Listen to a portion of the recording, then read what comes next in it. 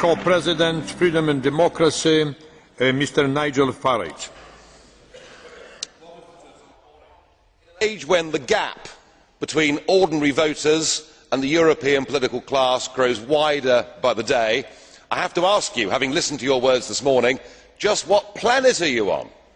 This pretence that everything's going incredibly well. The EU is mired in deep structural crisis.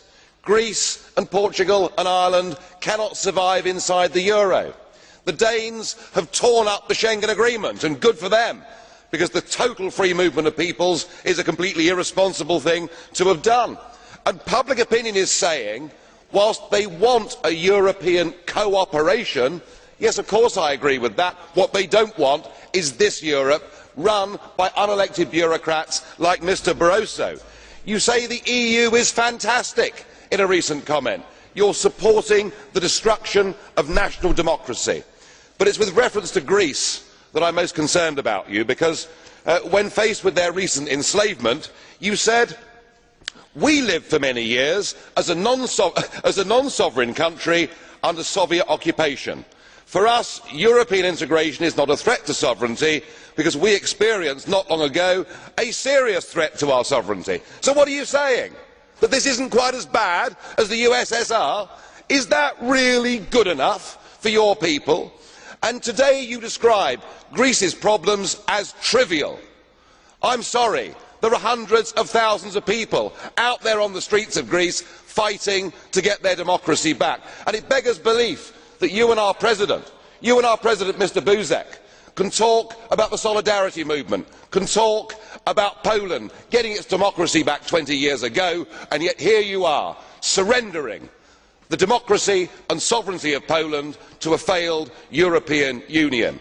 Yes, sir, we all want a shared European cooperation for the future, but this most definitely is not the model. Thank you, Mr. Co-President. Are you ready to answer with the blue card question? Mr. Goebbels, blue card question. Président, Monsieur Farage me rappelle toujours un coq qui crie sans basse-cour, les pieds sur un tas de fumier.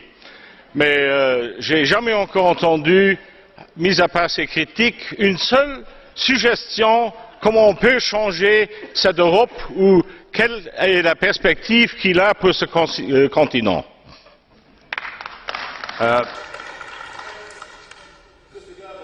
Post-1945, there were some very sensible ideas put together, namely the Council of Europe. Let's have a Europe where we sit down together, where we have a free trade agreement, where we agree minimum standards on work, on the environment. We can do all of these things without a European Commission, without a European Parliament, and without a European Court of Justice. We've done it in security terms with NATO. Yes, it'll mean you'll lose your job, Mr. Barroso, but apart from that, why can't we do things as mature democracies? Yes, I want you sacked, Mr. Shultz, as well. I want you all fired. We can do those things, and that is a positive way forward. By taking away from people their ability to govern themselves and transferring that power to the European Commission, we're headed for a Europe of rebellion and violence. Let's take the democratic route.